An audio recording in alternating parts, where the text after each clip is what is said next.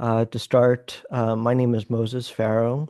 I have started the Society for Adoption Truth last year. This was in response to my ongoing effort to raise awareness about children who are being murdered in their care placements. And you'll notice that I'll be using a certain kind of language. And when I say care placements, I mean foster care, I mean permanent placements, loving forever homes, temporary placements. So that's what I'm referring to. Again, I'm Moses Farrow. I work as a trauma therapist, educator, and activist. This has become priority for me to focus pretty much all of my activity, all of my activism to stop these murders of these children. And I very much appreciate everyone who's showing up. This is about allyship. This is about creating an alliance with the parents and families who have lost their children in their care placements. This is a specific issue about children who are being murdered in their care placements by their care providers. And so let me explain a bit of that language as well. So when I say care providers, they are known more as foster parents, that they're providing foster homes, those who are taking these children and raising them in their own homes on a permanent basis. I refer to as permanent placement providers, again, or Loving Forever Homes. Many of them admit it without admitting it that they are purchasing these children. Some of them may be kinship, uh, so they are family members. That does happen as well. But the premise is that all of this is being done through an industry and a system.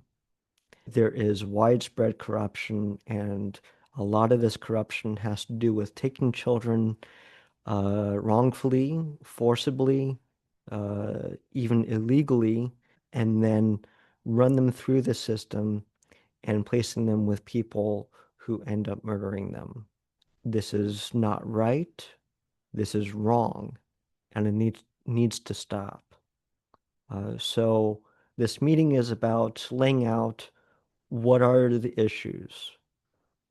What is the problem exactly?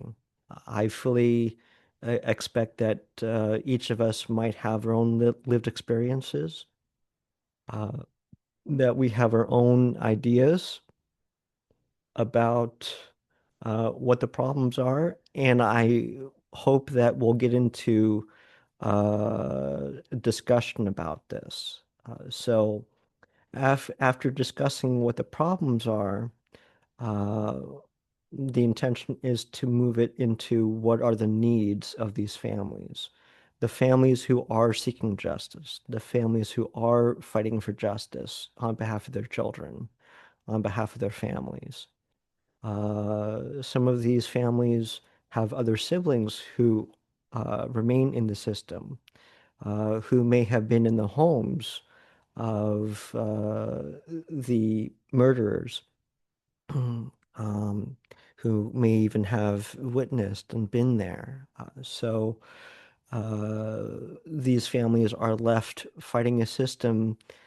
The important piece for me is what the needs are of these families. And one of the thoughts that have come up in this last year has been to provide more local support. A lot of these cases are happening in real time. There are court cases, court hearings, court proceedings. Some of them are open to the public. I'm very familiar with the family in Indiana. This is Dakota Levi Stevens' family, who've started the Dakota's Army, and they're actively demonstrating on the streets in their towns. So it's always great to see crowds and people honking their horns and showing care for what has happened to Dakota Levi and their families. So local support is something that is on my radar. And then where I hope to land is a sense of alliance, a sense of activism, a sense of people saying, okay, now that we understand the problem, now that we understand what the needs are, here's what I can do. And this is not to put any pressure on anyone to do more than they can or more than they want or to do things that they're not comfortable doing. That it is fully on a volunteer basis. So people can offer to do whatever they feel they can do, and it's very much appreciated. So this is the beginnings of building this alliance. And somewhere along the line, I hope that we'll figure out a name for this alliance. In a way, we'll bring this initiative of the Society for Adoption Truth into a new phase, into its next phase. So with that, I'll share a bit of the history because a lot has happened in this last year under the Society for Adoption Truth. Um, the Society for Adoption Truth started last spring of 2024. Um, we had our first town hall meeting. It was a virtual meeting. We had over 100 people attend, and it was uh, to light the spark. That there were cases, active cases of children being murdered, and it was a way for us to get together and say, this is a priority. This is a crisis. This is an issue that deserves more attention, and these families need more help and support. Uh, so that happened last March, I believe. Again, this is March of 2024. And we proceeded to carry on more town hall meetings. And they were called town hall meetings as a way to bring up a sense of crisis, a sense of emergency, a sense of this is happening now, and we need to bring more attention to this now. So we carried on, and I'm very grateful to the people who stayed on to help organize, to conduct the meetings. It was great to work with really a team of people who cared that much. Spend a lot of time organizing, bringing people on to speak, connecting with the families who are showing up. I mentioned Dakota's Army. Wonderful people, wonderful family in Indiana. And we've connected with other families throughout the year. So we carried on about 8 meetings since then.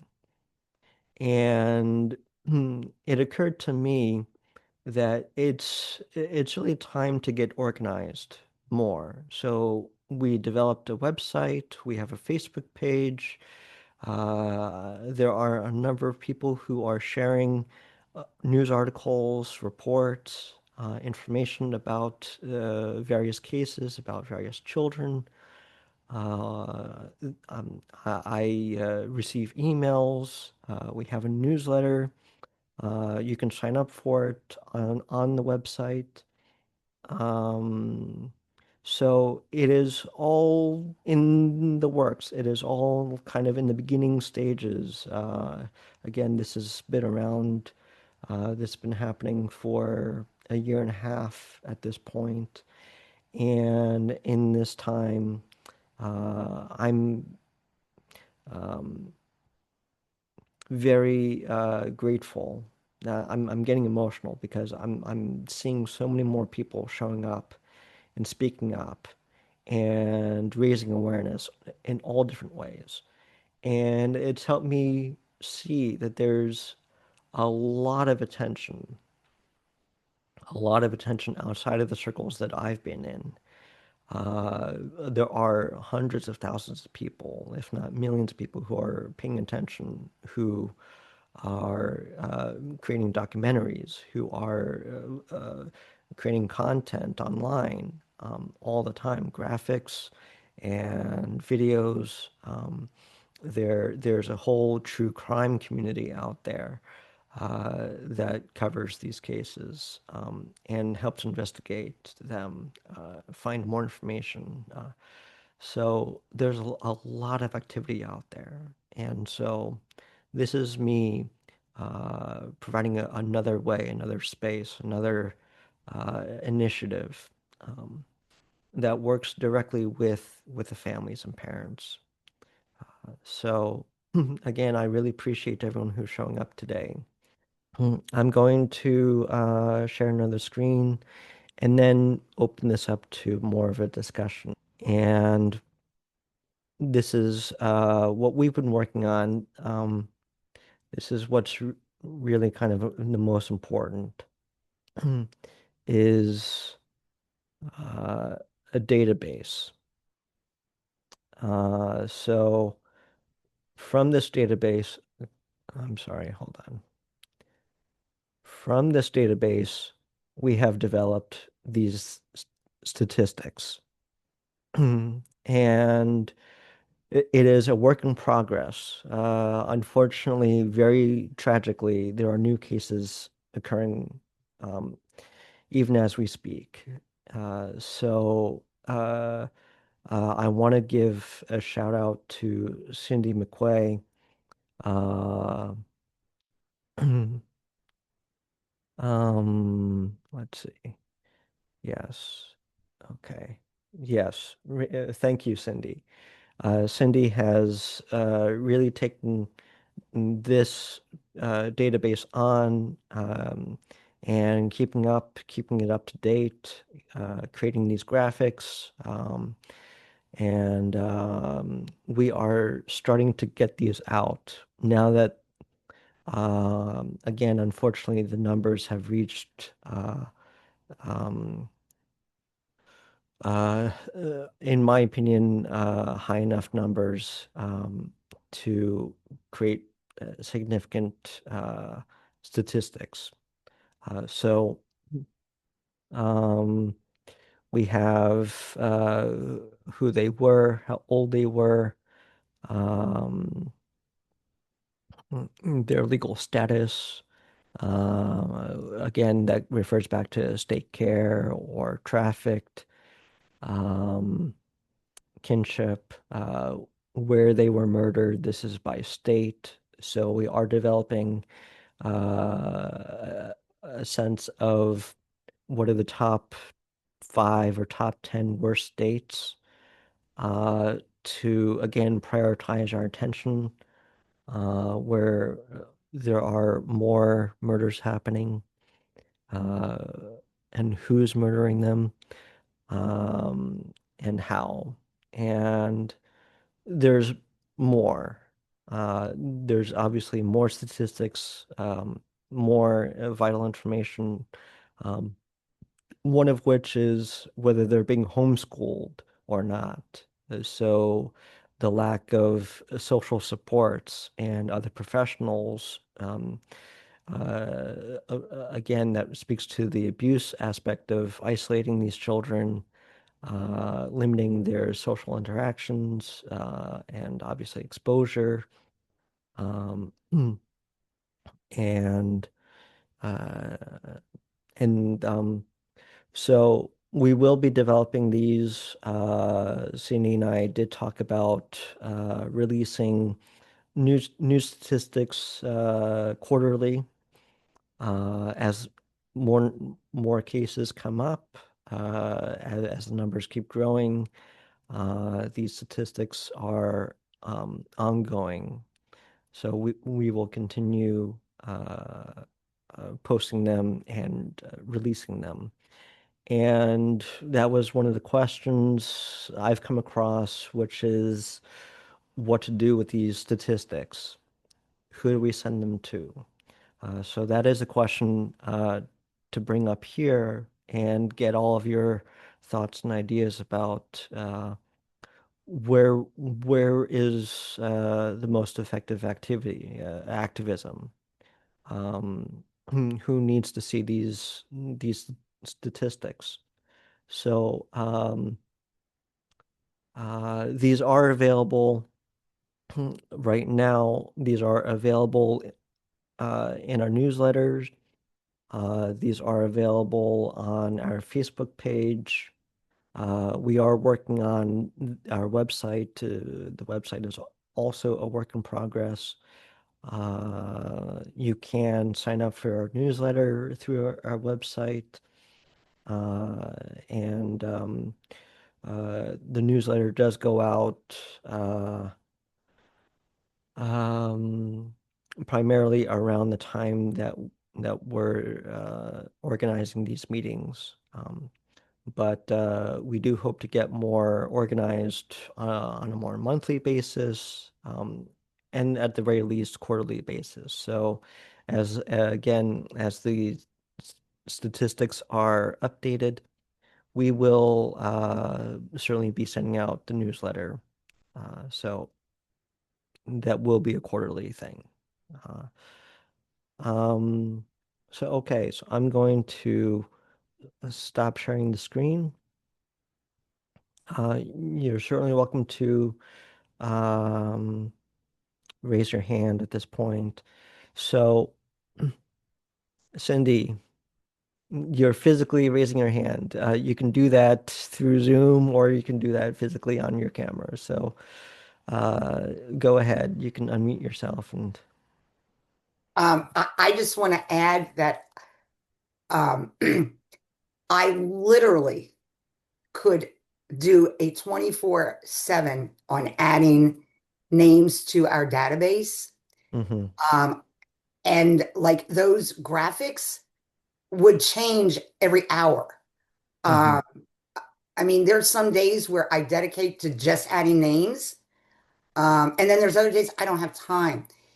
There are so many names. We have like thousands of names, to add, yes. and it's just not adding a name. We add, um, we find articles so that we can find their birth name if possible. We look for obits. So we look for a lot of additional information, like Moses said, uh, that could create other graphics. So and I'm only saying that because somebody said in Kansas there's a lot more. I'm sure that there are tons more that we even have found access to yet. So if you have any, please forward them on to me or Moses, so Mhm, that we can make sure that they are added into the database. mhm. So I'm going to drop the website Society for Adoption Truth .org. That is certainly a place you can contact us. You can send us cases. We also have email address, which I'm going to put in the chat as well, is Society for Adoption Truth. I'm sorry, that was the wrong link. Society for Adoption Truth .org.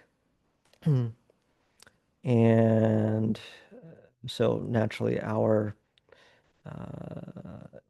email address is Society for Adoption Truth at gmail.com. Um, And I do appreciate everyone who has been sending new cases through the email, through our Facebook page, and private message primarily works best for me. There are a few dedicated people I'm in regular contact who continuously send me cases. Just a quick shout out, Tamsin, for example, is here. And I do appreciate uh, the private messages with cases. And again, just to highlight, these are cases of children being murdered in care placements by their care providers. This is a very specific issue. This is a specific um, um, piece of what's going on. I do receive cases of abuse. I do receive cases of other kinds of deaths in care placements. I welcome it all, but to be clear that we are focusing uh, only on children who are being murdered by their care providers in their care placements. This is a statistic that is not being captured by the states, by the government. There's various reports on deaths of children, and in fact, children who are being murdered by their biological parents. That's the category. Again, that's not my language. So, but there is no category on these reports, which are meant to be published annually, of children who are being murdered by their foster care providers or their permanent placement providers. Moses, can I just add on? I'm not undermining what you're saying, but because you and I Hmm. spoke about this very recently, Okay. um, that what you're saying is correct, but they're not identifying their legal status. Meaning, if you go to any of the government sites, it will tell you the children fatalities, but it will not identify whether their legal status. Um, so referring back to the graphic, the statistic, the children's legal status, whether they're Correct. in So if foster I were to care, go, kinship care. correct. So if I were to go to the government, want to see how many children were killed in 2023, how many died in Hmm. 2023 in the state of Pennsylvania, Hmm. it will tell me, but it will not identify whether it was a biological child, a foster child, or a permanent placement child. Hmm. Hmm. So that is a problem that Correct. we should identify these children. So there are two aspects to this. Cindy, you're pointing out. We will capture, this discussion. So it's important to highlight one problem is not identifying the status uh, of care in these children. It's Uh, also not listed on the death certificate either, which it Uh, should be. there's two other issues. Um, there's two other issues in this that children are not being identified by their names, rather by their birth names. Uh, they are largely being identified from their um, alternative or alternate names.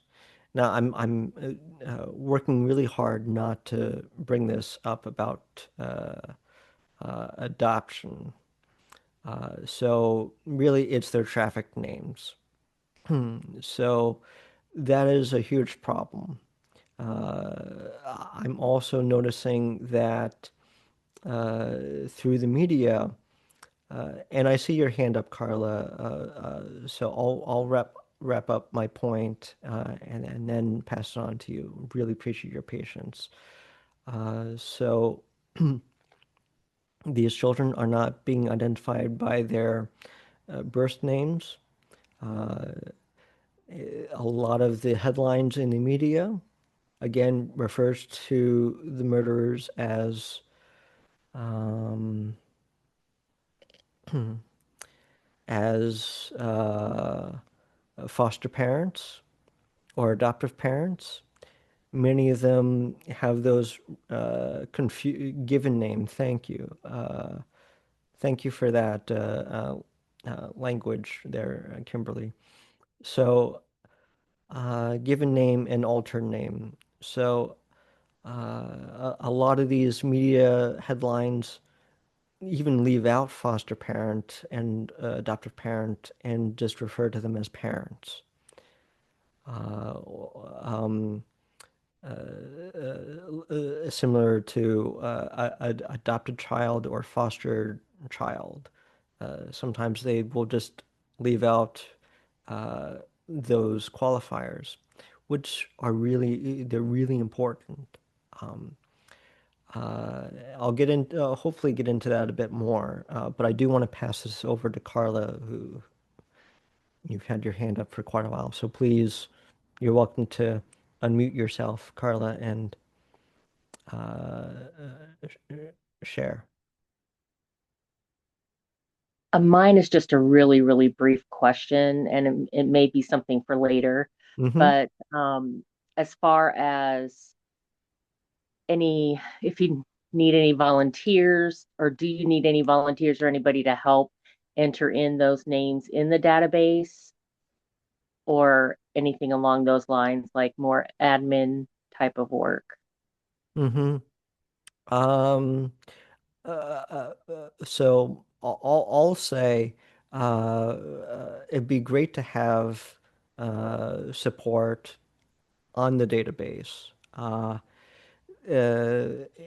There's so many different categories, so many different types of statistics, so many different types of statistics that need to be pulled from the database.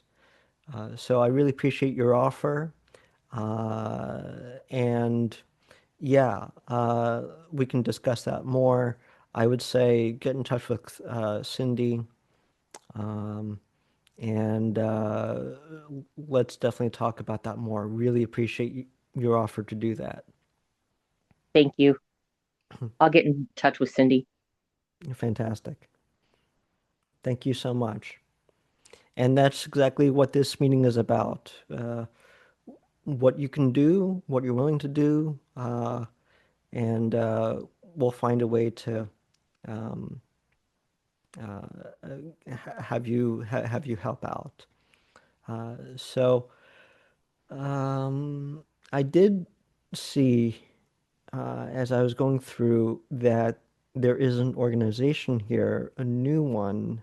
Um, I believe the name was Alicia. I don't know if Alicia is still here, but if you would like uh, to unmute and introduce your organization.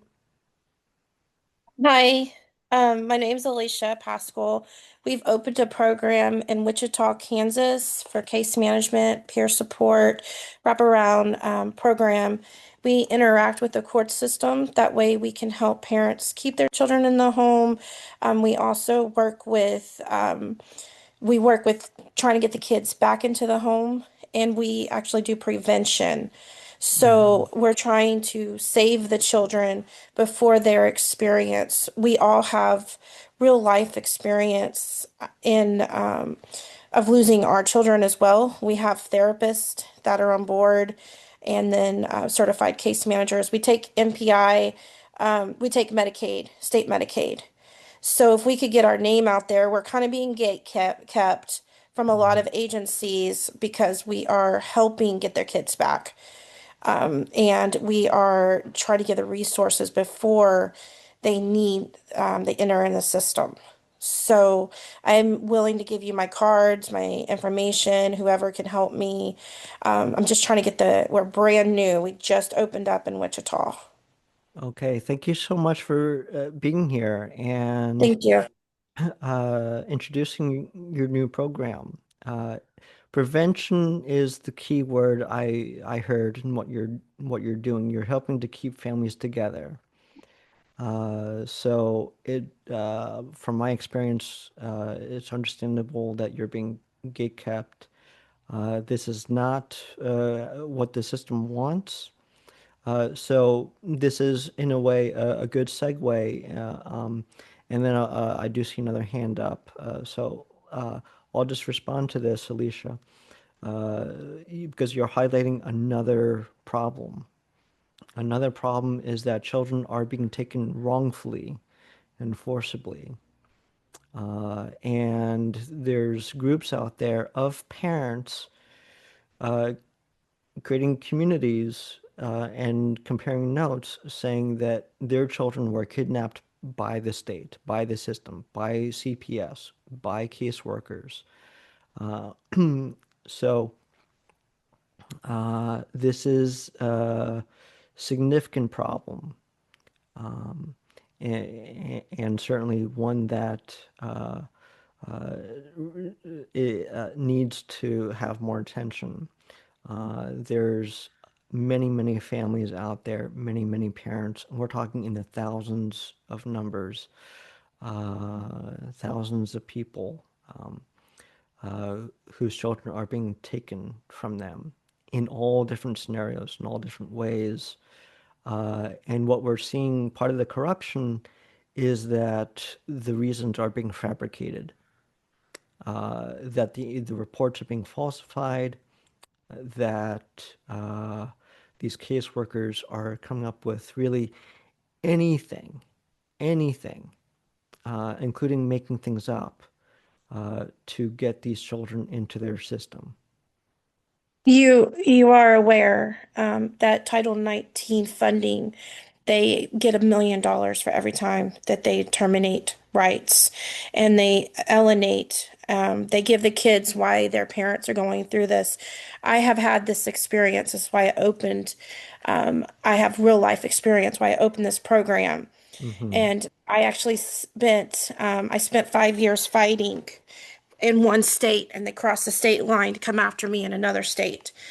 And so I have actually have experienced. My son was taken when I crossed the state line in this state.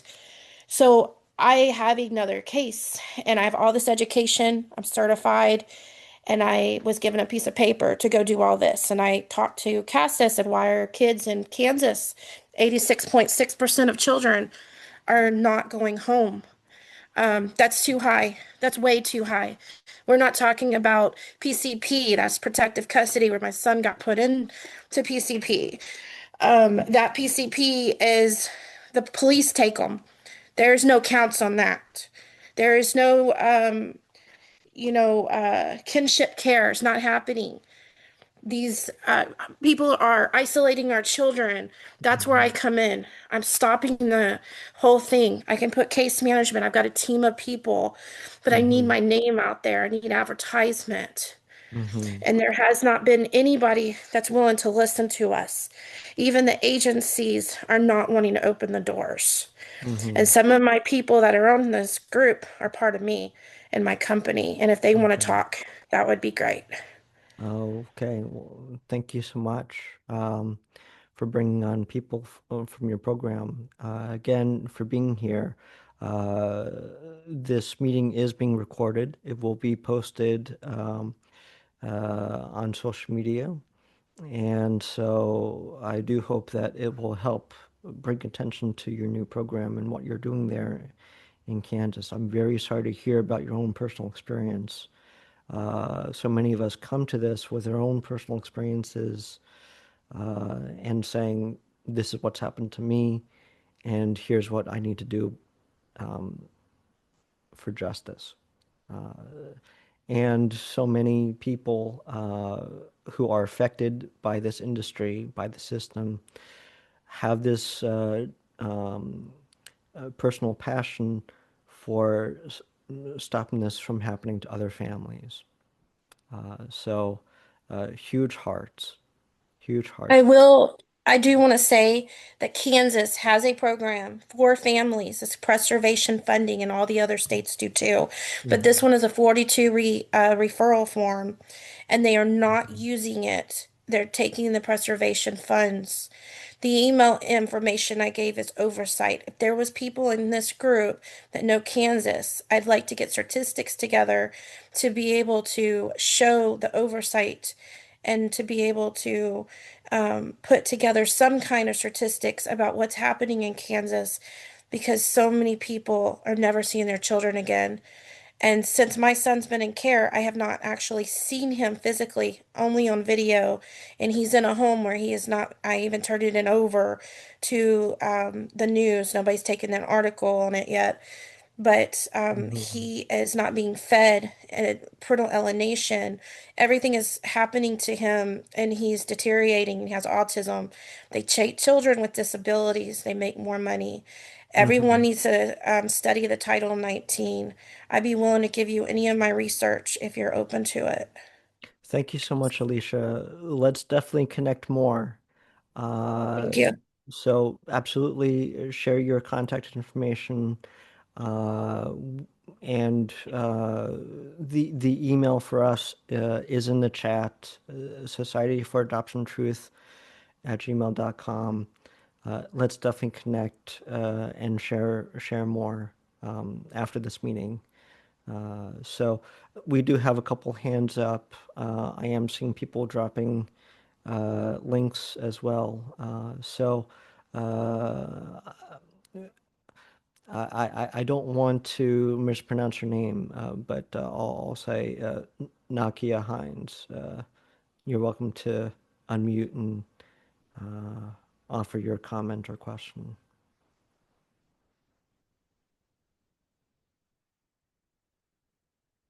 You called me because my sound went out. Oh, your sound went out?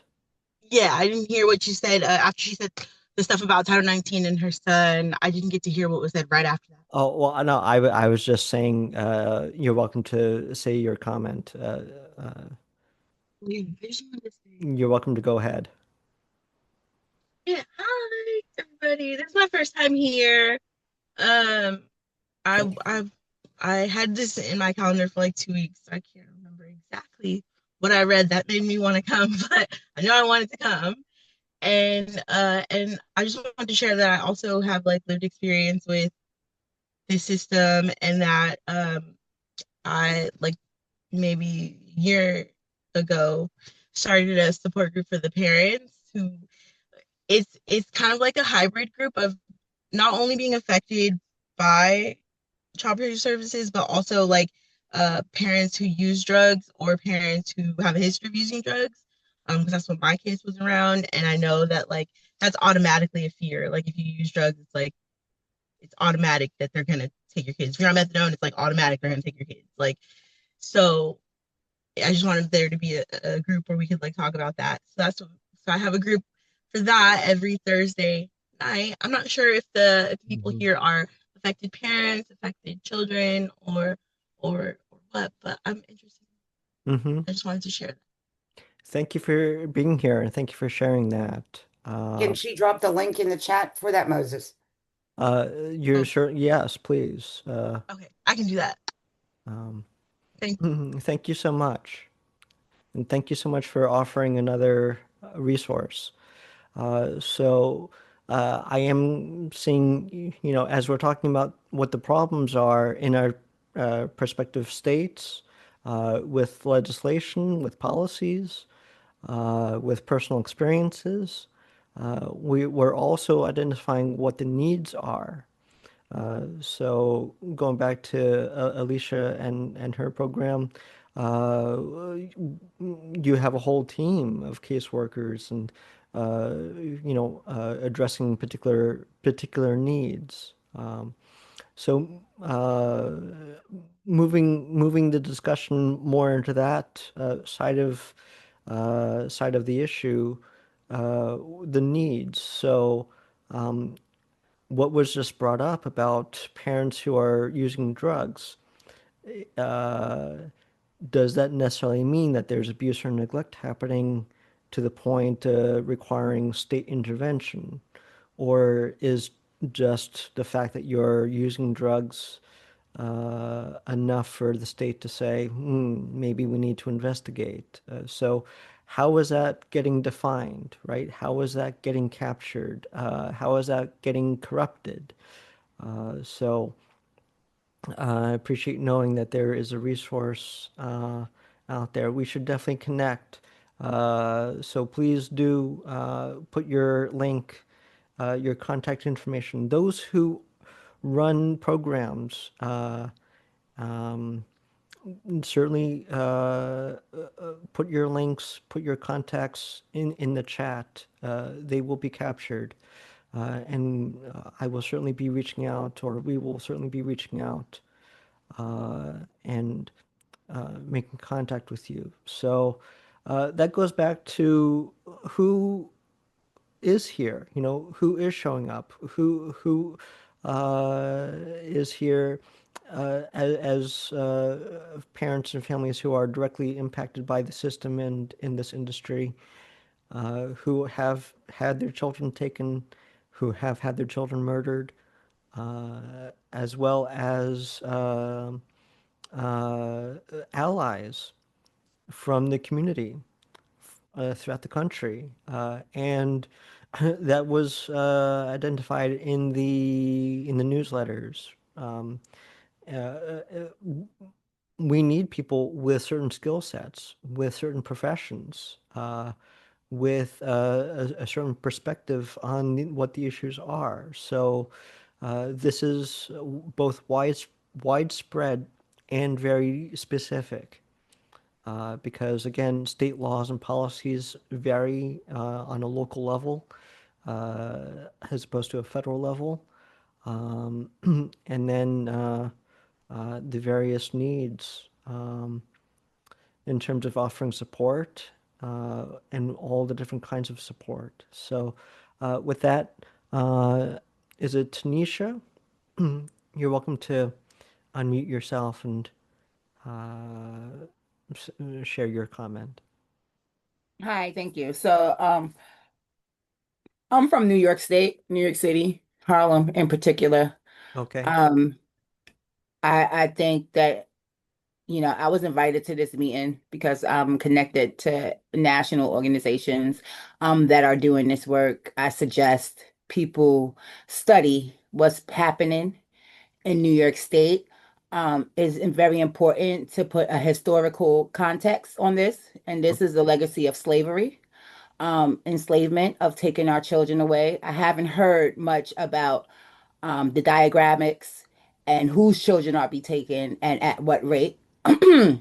know that Black children are number one on the list. And, I also want to speak for those. I hear a lot of things about families and parents, but it's important to engage the impacted children.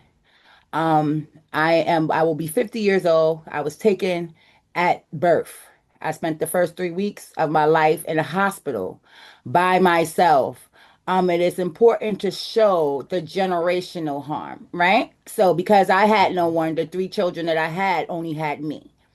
And that is trauma within itself.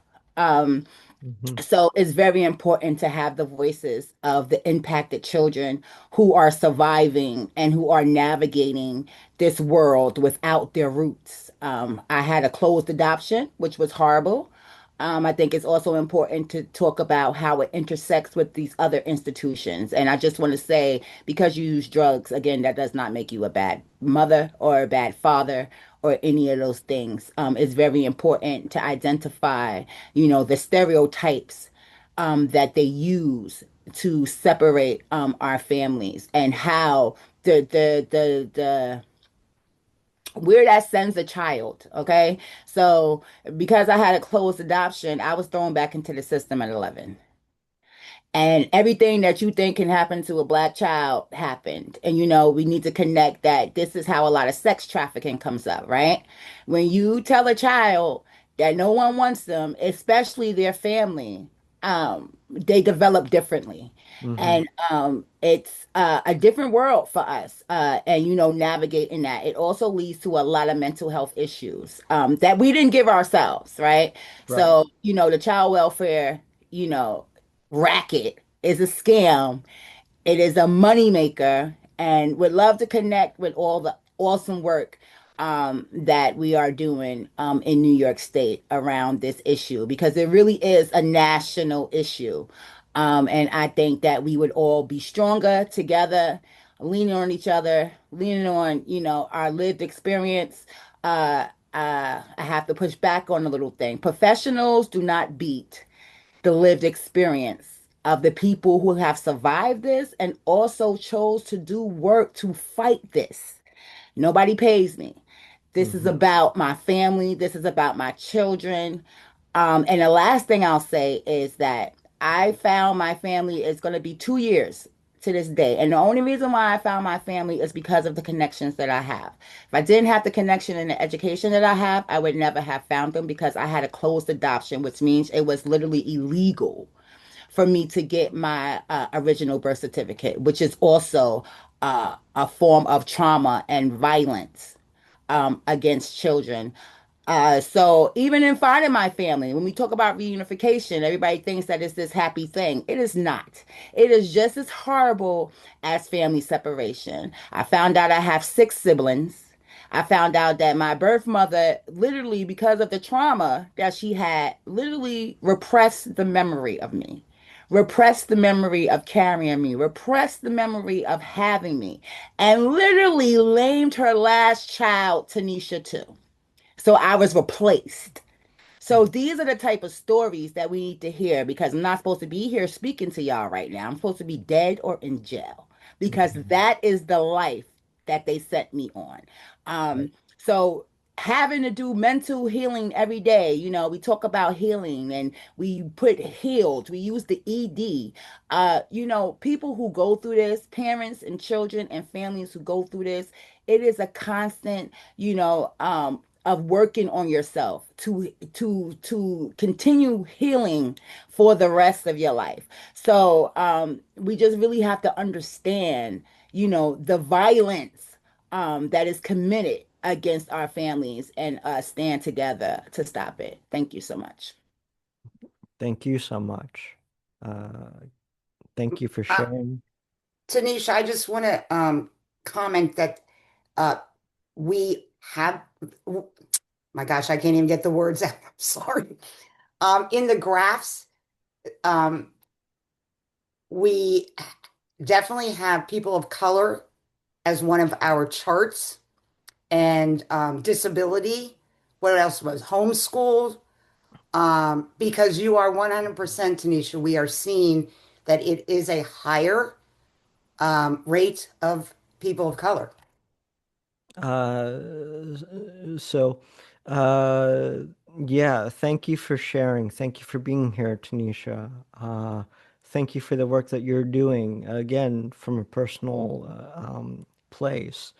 All of that, you spoke truth. You really encapsulated the essence of what brings me here, and I think what brings so many others here. So I want to highlight a few things that you brought up because language matters. And this is why it's important to know the truth of what has happened to you.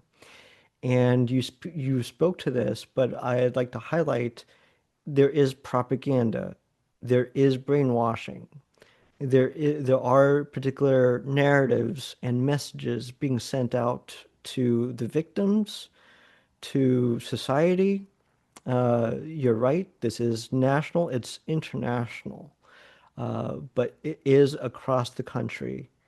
And there's messaging and brainwashing that is happening every day. I mean, really all the time. So it's not only important to share our stories, it's important to have the right language to undo the brainwashing. So thank you for highlighting that.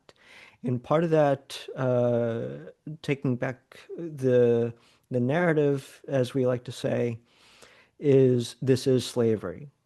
And this is why I don't refer this back to adoption.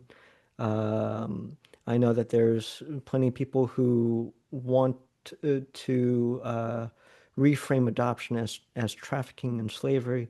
I say all of that is part of the brainwashing. You know, that's the cover up. The word that's being used to cover up all these other crimes, really. So I go directly to this is trafficking. I call it a child supply market. Um, I work to connect those dots in people's minds that foster care, the child protective services, is basically running a child supply market. Children are being trafficked, and I appreciate you highlighting as well about sex trafficking.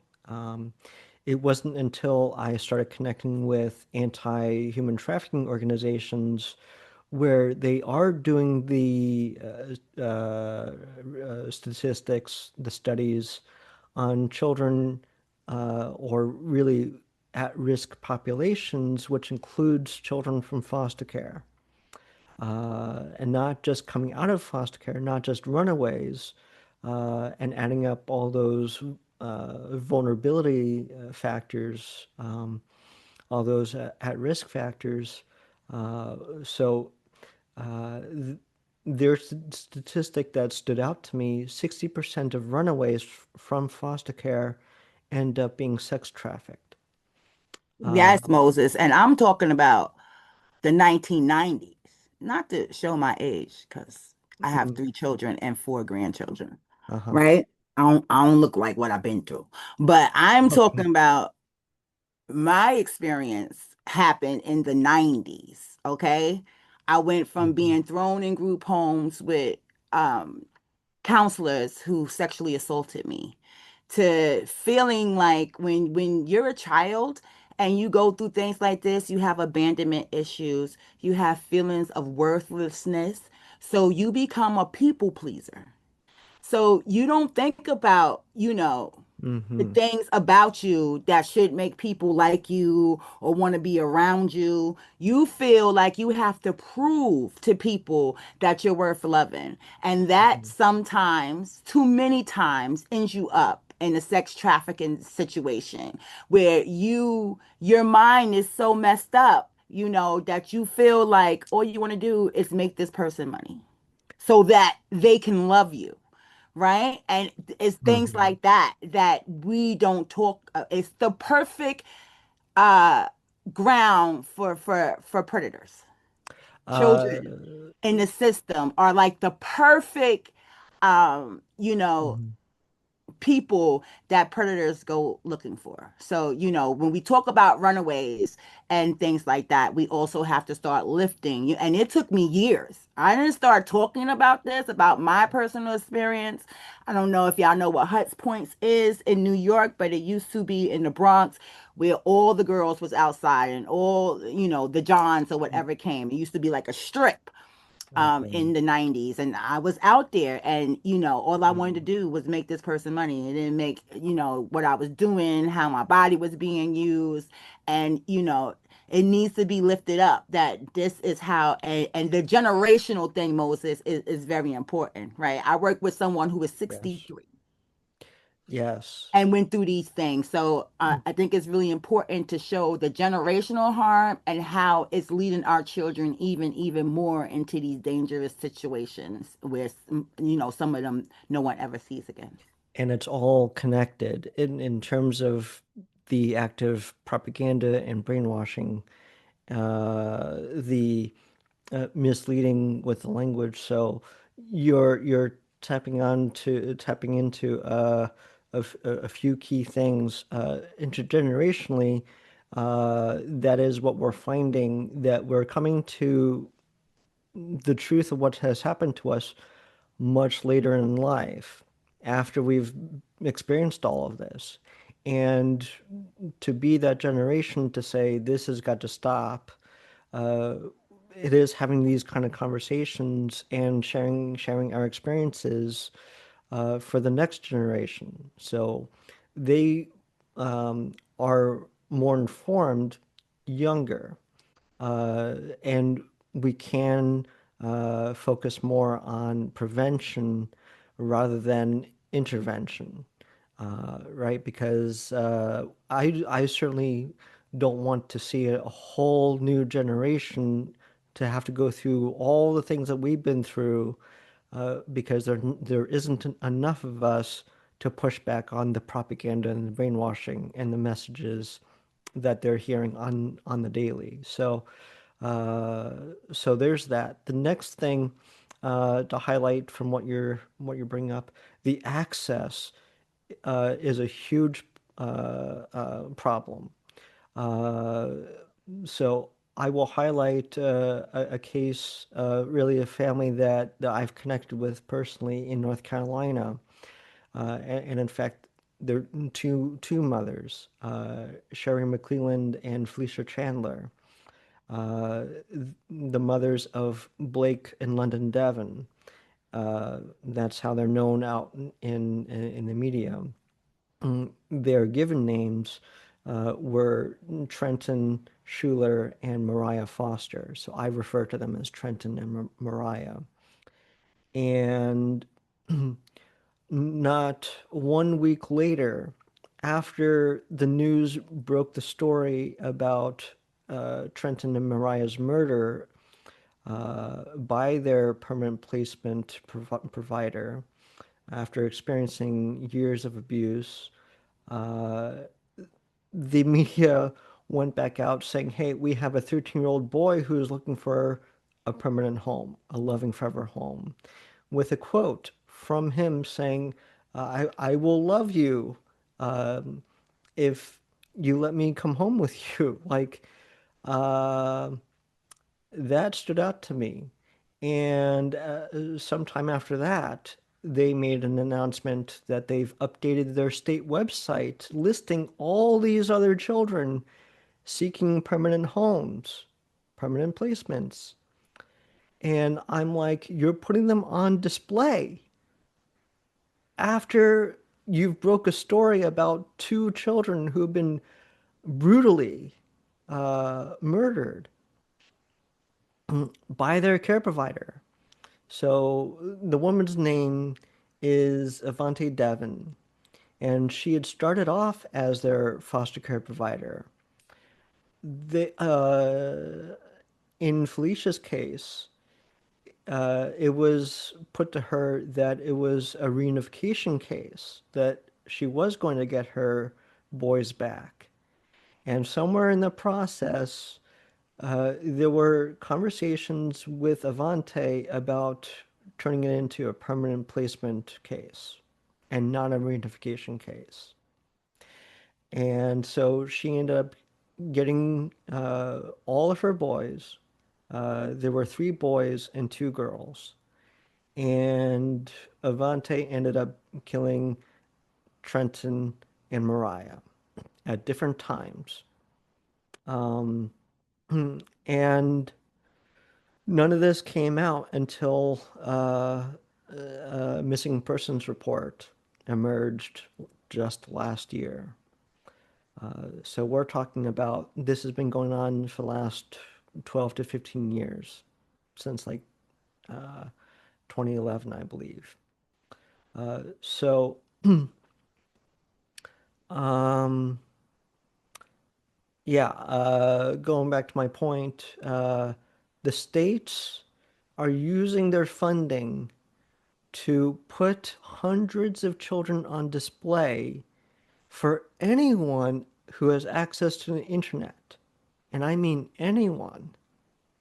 Uh, the vetting process, the background checks, all of that, there have been far too many cases that show people can misrepresent themselves or falsify their documentation, their records.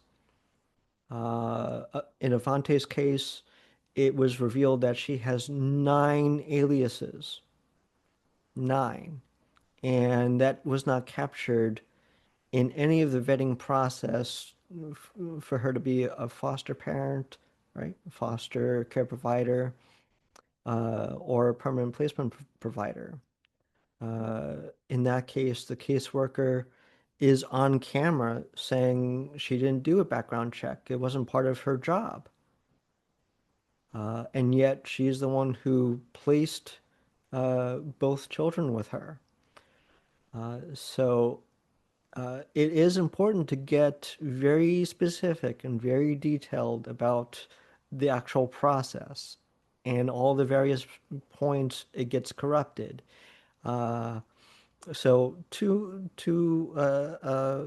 pieces for me about the problem. We need to stop putting children on display for anyone uh, to say, okay, I want this child. And it's not about a vetting process or background checks. It's not about a failure of the system. This is exactly how the system is working to make money. Going back to Tanisha's point, that's what all this is about. And as Alicia pointed out, millions of dollars are being exchanged between taxpayers and state agencies. Millions of dollars are being allocated by legislators and policymakers for different ways to keep fixing their broken systems. And this has been happening for decades. Hundreds of millions of dollars are being poured into state child welfare systems that continually, occasionally come out as saying, oops, we're sorry, and let's spend more time, resources, and money to figure out how to do this better to protect children more. And for me, at this point, after decades, after hundreds of children being murdered that we've captured in our database, Cindy and I were just meeting before saying we've come across, or really, she came across more lists with 500 more cases, with over 1,000 more cases. So uh, this has been happening for far too long across the country to hundreds and thousands of children and their families.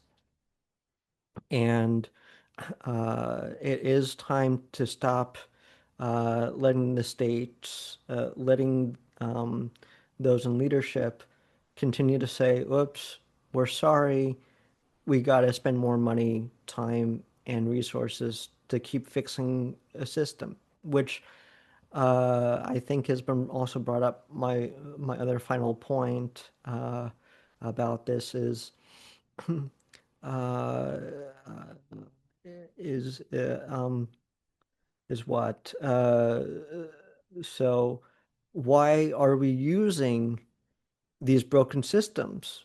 Why do we keep putting hundreds, why are we keeping hundreds of thousands of children in these broken systems that occasionally get caught, that occasionally will come out and say, oh, we better do something about this. Uh, so why do we keep using broken systems? Why do we keep uh, seeing news articles coming out about children being murdered? So, for example, a recent case in Pennsylvania with Jacob Delgadillo, uh, uh, where the other children were put back into the system. And it framed as now they're safe. They're back in the system where they're safe and sound in another placement.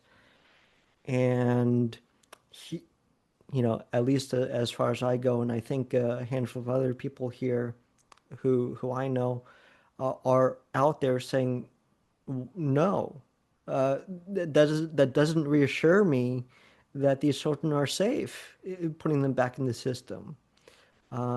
So stop framing it that way. Stop trying to do damage control and steer public opinion or public perception that foster care is a safer solution when there have been hundreds, if not thousands, of children being murdered, and certainly thousands more being abused while in state custody in these placements by these people who are hired, contracted, licensed, certified, and trained. So, uh, Raymond, would you like to say something? Yeah. Go ahead. Oh no, I think my phone came up. No, Oh, I'm okay. sorry. That's all right. Uh, so I do see a lot of activity in the chat. Anyone is welcome to bring it up here. So in the last 20 minutes here, perhaps the last 15 minutes before we kind of wind down, Carla early on was offering, and I'm not sure if Carla is still here, was offering to help out with our database.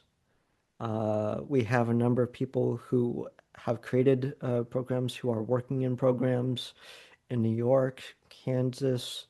Uh, Forgive me, Nakia.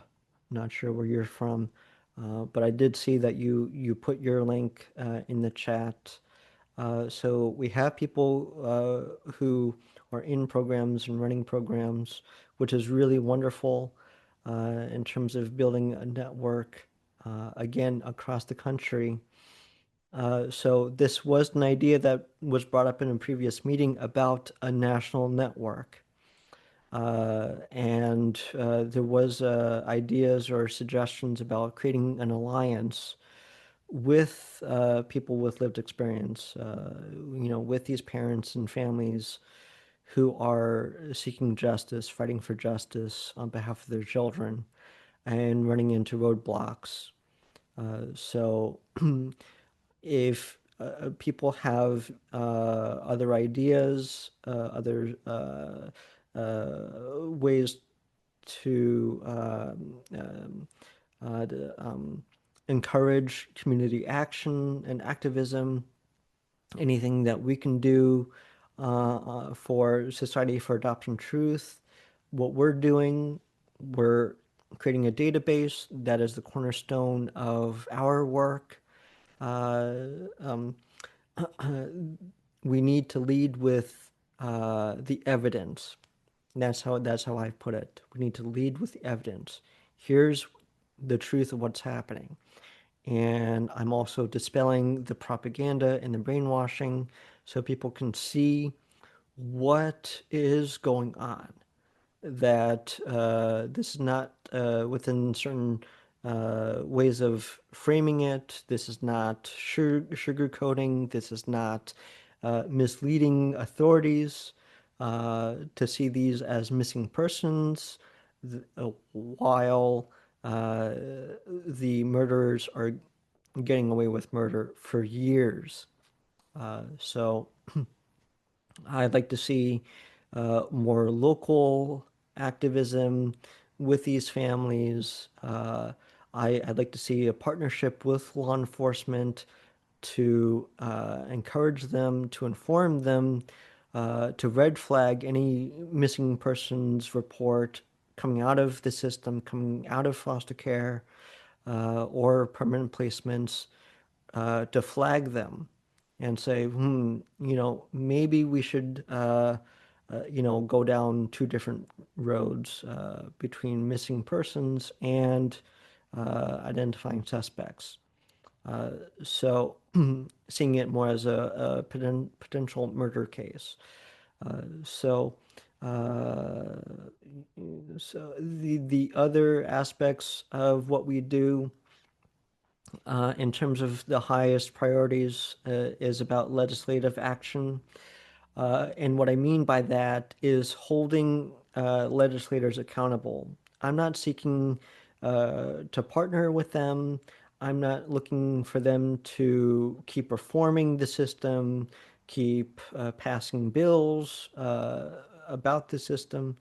I'm looking to hold them accountable because they have gotten away with this for far too long, and I mean, they've literally destroyed human lives in the hundreds, and these are infants and children we're talking about. Um, so that's kind of legislative action I'm looking for. Uh, the last bit is about addressing the propaganda and brainwashing. So offering meetings, offering workshops, trainings to help people see the truth of what is going on. And that's part of the reason for the names that this is about the truth. Uh, so that's my piece. Cindy, you've had your hand up. Go right ahead. You know me, Moses. I could talk about this stuff forever. I mean, we do for sure. I would love to see um, some help with legal help with some of the families whose children have been murdered, who are still trying to gain their other children back. Yes. Um, we're seeing several families who are just being railroaded with trying to get their existing children back. So it'd be great if in those states, I don't know how we could advertise that more, like looking for like pro bono, lawyers or people that could help within those specific states. And what I've learned after speaking with some lawyers and speaking to some of these families, it gets very nuanced. It gets very specific. Um, yes, having a legal team, having a group of lawyers who do go after state cases or CPS cases. I am aware that there are lawyers who have built up a reputation for going after state agencies and child protective services.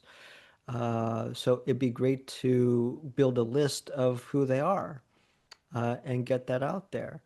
Um, so you got me thinking again specifically. I have seen attempts or really the startups of initiatives to get rid of TPRs, to get rid of termination of parental rights. That leaves these parents and families, right? Like families are feeling are also feeling oppressed and silenced. So terminating parental rights is like you're terminating all family rights. Mhm. So aunts,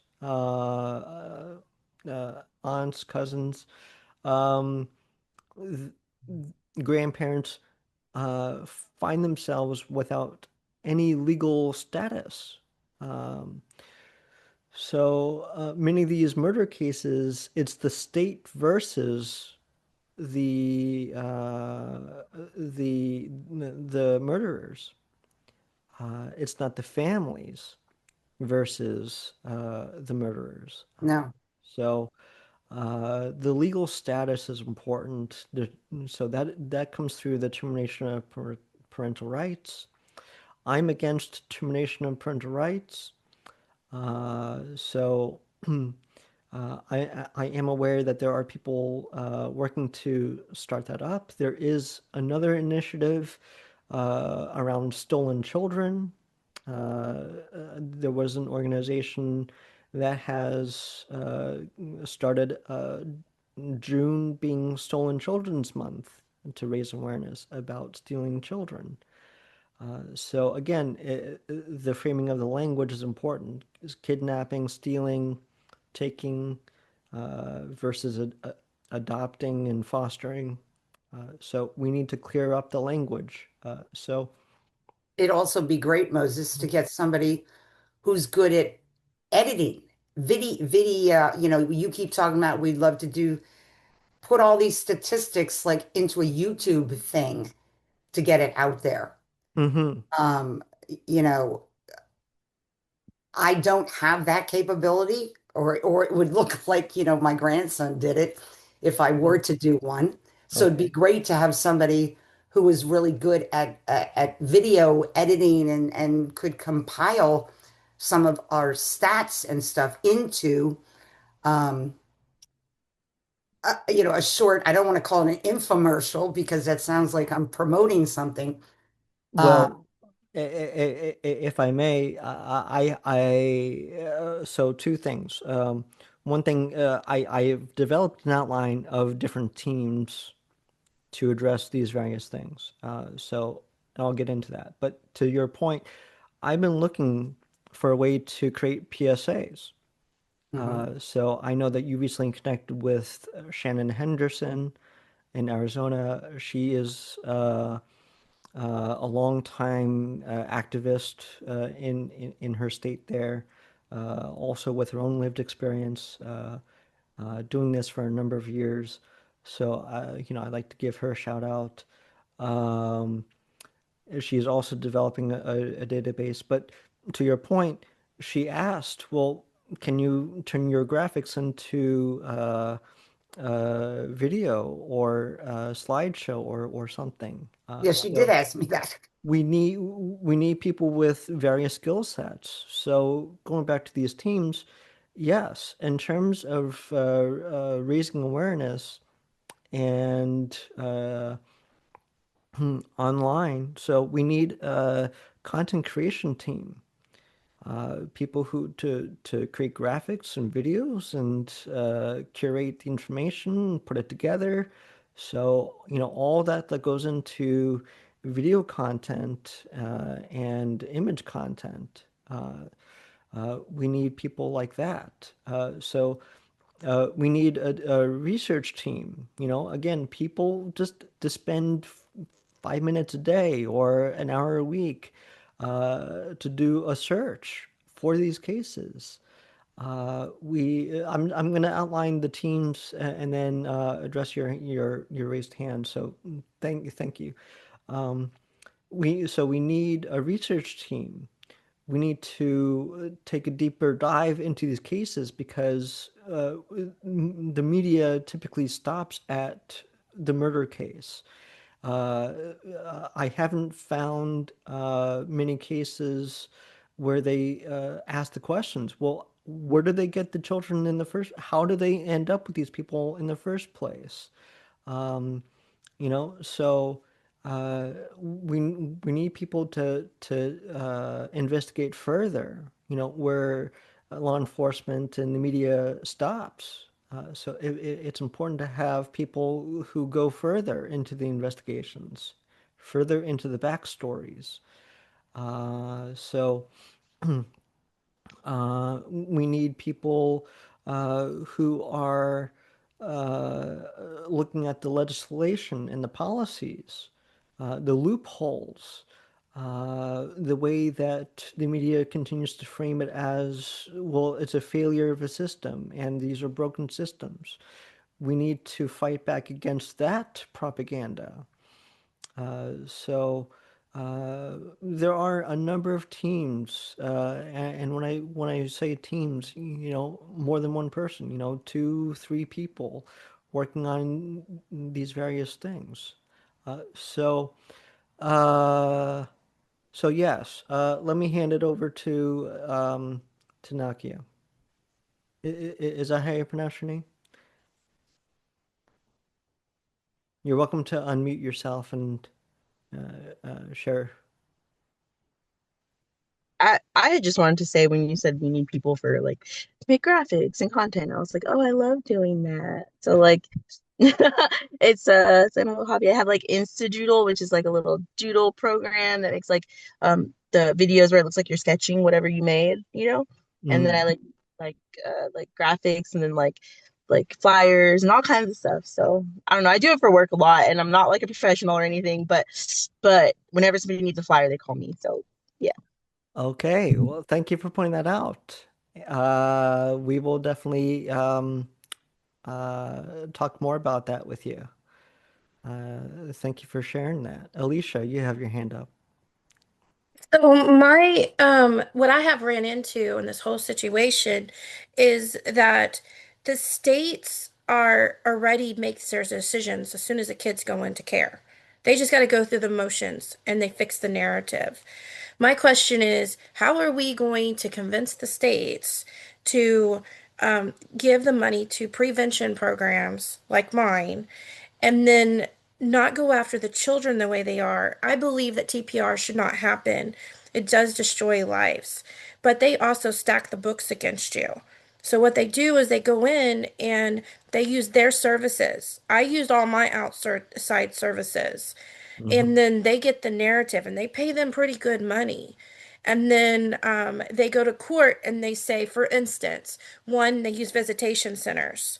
Those visitation centers see the abuse in the foster home. We're not holding accountable for the foster home abuse. My son was branded like a cow in foster home at 7 months old, and they still kept him in that home. My story goes deep. I kept fighting. But Hmm. see, they already still want our children. Hmm. So the question is, they keep covering up abuse. How do we hold how the state accountable when nobody's willing to do anything? And if you keep holding them accountable, they come after your whole entire family, not just your children, your other family members' children. So, Okay. and there's a lot of isolation. There's more to it. There's evident. You know, um, Hmm. there's parental alienation in the finest. So, I'm just, if you have any ideas, I want to get Hmm. on board. If anyone knows how to change the law, Washington State did change the law to Keeping the Families Together Act, but like Kansas has lots of laws that's supposed to keep your family together. However, Kansas is not even following their own statute. I can give you the manual. They don't Hmm. follow their own laws. They still just make up where they go. So, Hmm. how do we overturn that so the families can get their children back? And services, there's all kinds of services you can put in the home that we can use that Medicaid already pays for. Hmm. Hmm. These are great questions and great points. And so for me, I'd say it starts with raising awareness. It starts with all of us sharing our lived experiences and getting it out there. It's about numbers. So forming alliances, starting initiatives, starting programs, bringing more people together, because as you're saying, we're fighting the top levels of our system. We're fighting the top levels of government, whether on a local level or a federal level. The corruption, all of these bills really are there for show because through the years, the system has continued to do business as usual. Nothing has really changed. Nothing has really gotten better, et cetera, et cetera. Children continue to be taken and stolen, kidnapped, abused, and murdered decade after decade. I hear you as well. This is important, and we may need to. I may need to go through this recording, but it is important to be aware that when we put ourselves out there, when we become whistleblowers,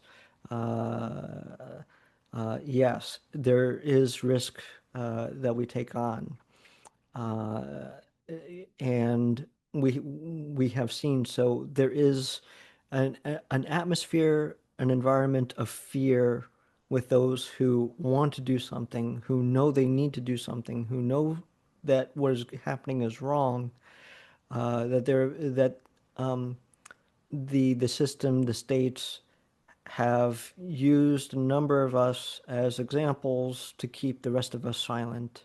Uh, and um, um, uh, immobile, if you will. So we have another minute or so. So Nakia, you're welcome to come on, and we'll say some closing statements here.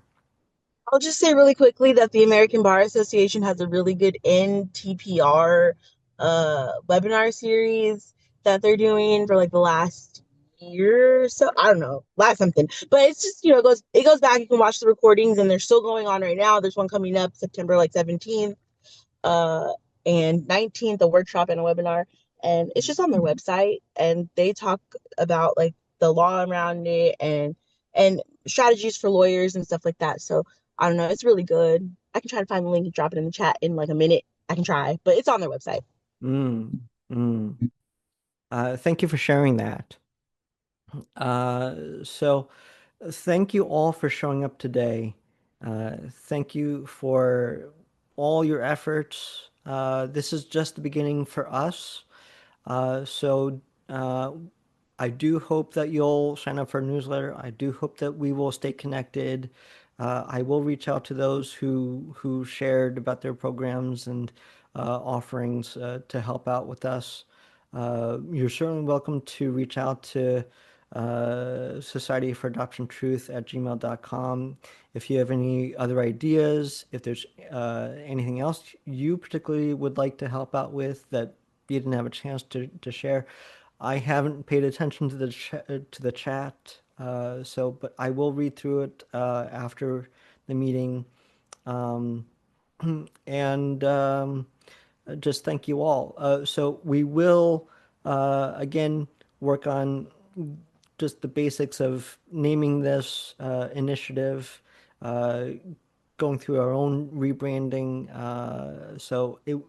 We won't be referring to ourselves as Society for Adoption Truth going forward.